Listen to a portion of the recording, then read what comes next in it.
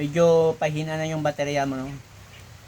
Sa atin kasi mga driver, kung nagda-drive tayo, lalo na mga motorsiklo at mga tricycle, nakikita natin yung ilaw natin medyo pahina na, saka yung busina natin pahina na, lalo na pag yung baterya mo medyo lumang luma na.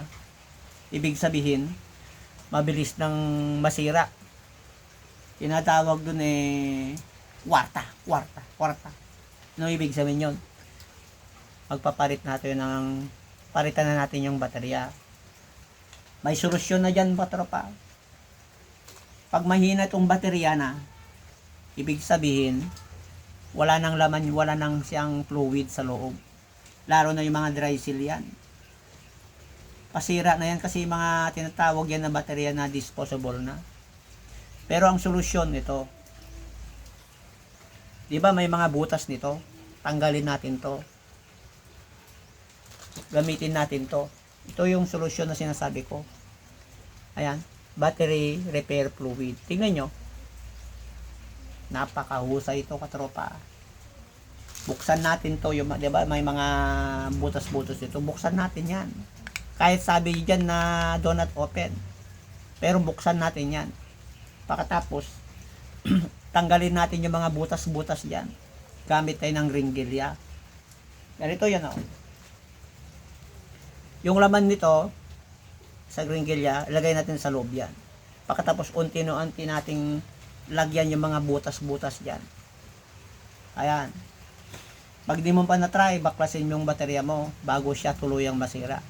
Kung pahina na yung baterya mo, baklasin mo na ngayon. Kung meron ka nito, yan, lagyan mo bawat isa sa mga butas-butas niyan. Punuin mo yan hanggang sa mapuno.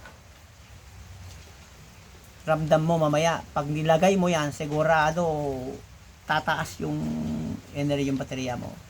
Nagkakarga yan.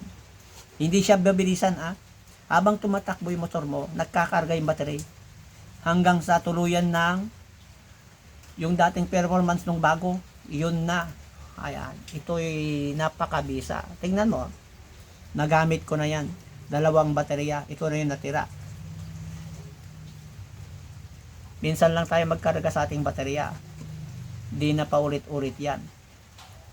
Pag magkakarga ulit tayo, taon yan, matagal yan.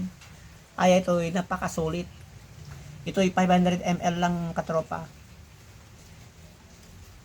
Kung isa yung baterya mo, kargahan mo na, kasi napakatipid po do. Minsan ka lang magkakarga yan, matagal na yan. Kung ilang yung motor mo, kargahan mo na yan, sigurado yung dating performance yan ng bago, bumabalik yan. Sa ganda ng produktong ito.